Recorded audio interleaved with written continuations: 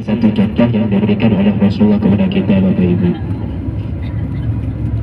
Jadi setelah itu Rasulullah SAW setelah dilempar oleh orang Taif duduk di tempat itu, dan Rasulullah berdoa kepada Allah, dan sehingga setelah Rasulullah duduk di tempat itu tersebut, sehingga batu itu, Bapak Ibu, melunak. Ada bekas dari Rasulullah SAW.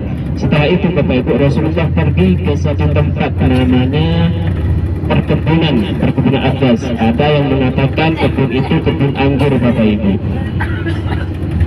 kebun anggur. Lalu Rasulullah beristirahat di sana. Setelah istirahat, Rasulullah dilihat oleh dua orang yang tidak dikenal oleh Rasulullah, yaitu Uqbah Saibah bin Rabi'ah, Bapak Ibu.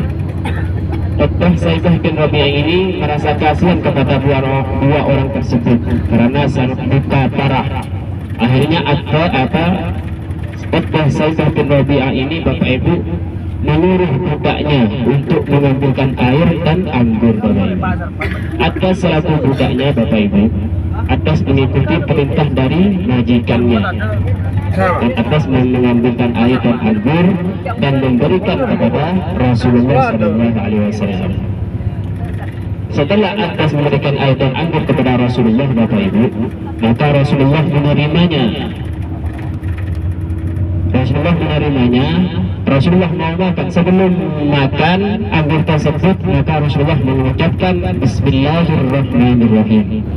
Lalu atas Bapak Ibu kaget pada waktu itu. Lalu atas bertanya, wahai fulan, kamu siapa dan dari mana? Kata si Abbas. Lalu Rasulullah bertanya kepada Abbas, kamu siapa dan dari mana, agamamu apa? Kata Rasulullah, saya seorang budak, nama saya Abbas, agama saya Nasrani. Kata Abbas, Bapak Ibu, saya berasal dari Irak.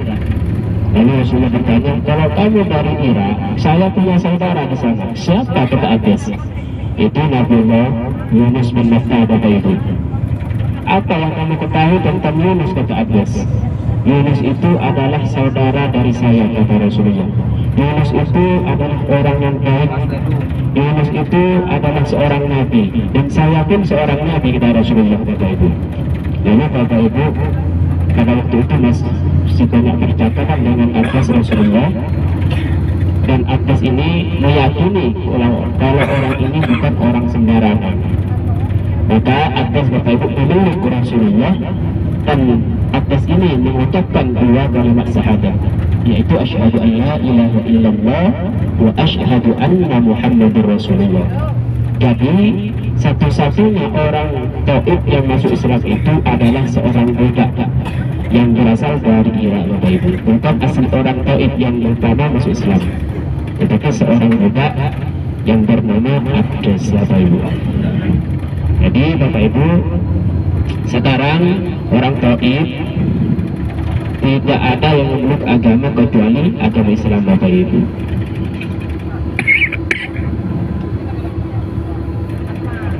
Itu sejarah masjidku dan Masjid Abbas, Bapak Ibu. Dulu di Masjid Abbas itu, Bapak Ibu, sebelum COVID itu, orang itu yang bersiar ke Taif itu pasti turun di tempat itu, karena dulu pasti bebas, Bapak Ibu. Sekarang sudah tidak bebas lagi. Kalau habis untuk berhenti di rumah sakit ini besar, rumah sakit. Jadi kita hanya melewati saja. Mudah-mudahan kita semua mendapatkan barokahnya. Amin ya Rabbal. Jauh dari Rambenang. Itu sejarah masjidku dan Masjid Abbas. Rasaku dari kita sudah mengunjungi Masjid Abbas, kan? dan juga sudah kalau kita berjalan melewati dengan masjidku, dan juga melewati Masjid Abbas, dan juga melewati Masjid Menara. Itu Masjid Ali tadi yang di sebelah kiri, Bapak Ibu, tetapi kata orang Taif itu Masjid Menara. Sekarang Bapak Ibu, kita menuju ke penyulingan minyak mawar atau minyak wangi. Di sana nanti Bapak Ibu bisa melihat bagaimana caranya, prosesnya minyak wangi. Di situ asli, Bapak Ibu, kalau di tempat penyulingan minyak wangi ini. Nanti Bapak Ibu bisa melihat pabriknya gimana, nanti ada videonya dijelaskan nanti setelah itu Bapak Ibu akan diarahkan ke tempat penyulingannya, ke tempat untuk proses menyawani.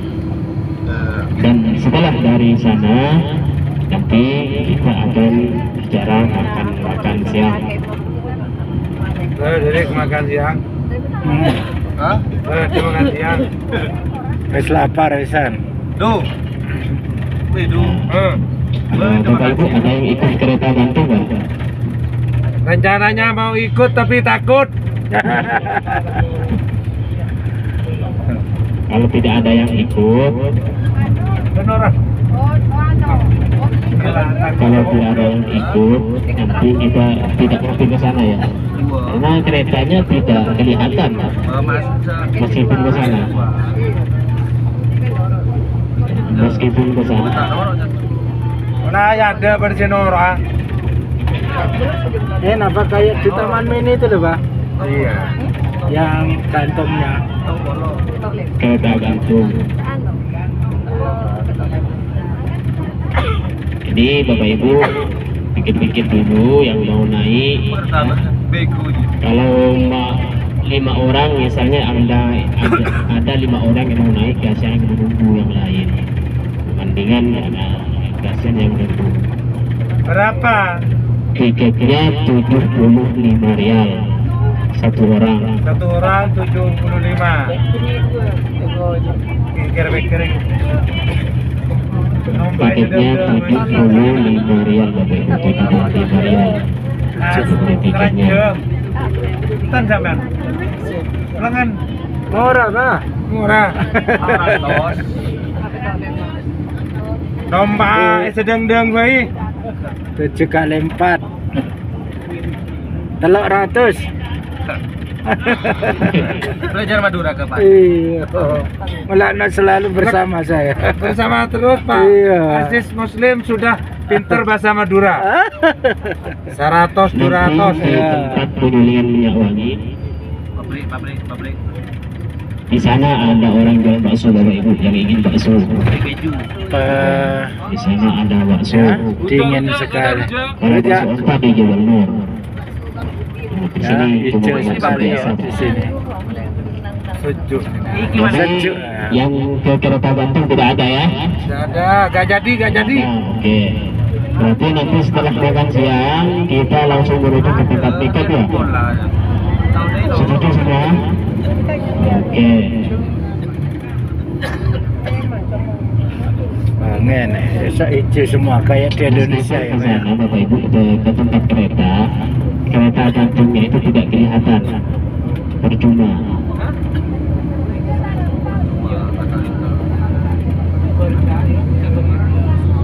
Tidak ada sejarahnya. Itu hanya tempat wisata saja untuk hiburan para jemaah umrah atau jemaah haji.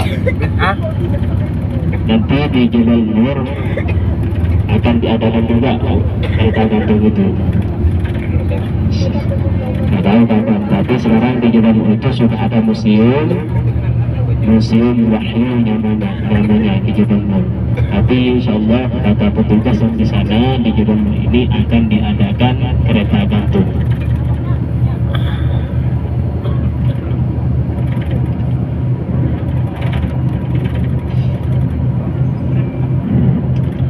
Bapak Ibu yang dirahmati oleh Allah SWT, ini kayak di Indonesia, di sebelah kiri loh. ini adalah tempat mainannya orang Arab Bapak Ibu. Jadi orang Arab ketika libur Bapak Ibu malam Jumat ya, kalau orang Arab liburnya itu malam Jumat Bapak Ibu. Malam Jumat malam Sabtu. Kalau Indonesia liburnya hari Minggu. Kalau di Mekah di Saudi ini hari liburnya malam Jumat. Jadi ketika tidak ada sekolahan Bapak Ibu, orang Arab itu membawa keluarganya untuk bermain-main. Karena kalau ada sekolah Bapak Ibu, orang Arab itu tidak kemana-mana, tidak main-main kemana, tidak alur libur. Ketika malam Jumat, maka orang Arab itu membawa keluarganya untuk bermain-main Bapak Ibu. Jadi seperti ini keadaan di kota Taif Bapak Ibu. Ini di sebelah kanan, di sebelah kiri juga ada tempat mainan kuda. Nah, dan di sini Bapak Ibu meskipun panas, tidak terlalu panas, ada dinginnya Bapak Ibu. Beda sama di Mekah. Kalau di Mekah Bapak Ibu kalau panas ya panas beneran. Kalau di sini tidak. Maka kalau di sini Bapak Ibu di kota Taif ini, ketika musim dingin itu kabut Bapak Ibu, sangat dingin sekali. Kabut di sini kalau musim dingin. Kalau di Mekah tidak biasa Bapak Ibu. Jadi Taif ini adalah kotanya para raja-raja.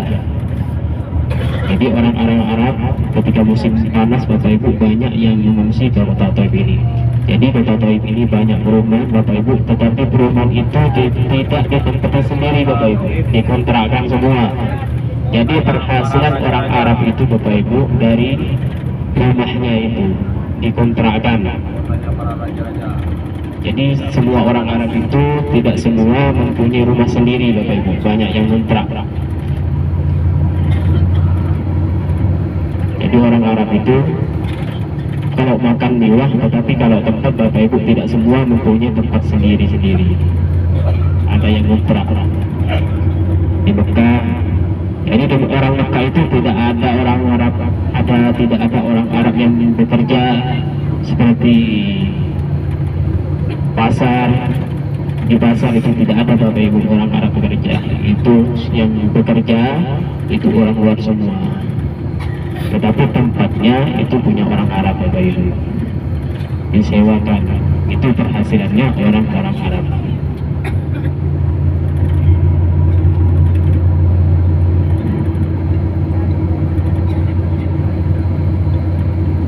Nanti di tempat penyulingan minyak wangi nanti saya kasih waktu setelah sampai di tempat tersebut. Ini masih jauh perjalanan Bapak Ibu, mari kita sambil berselawatan di sebelah situ ya.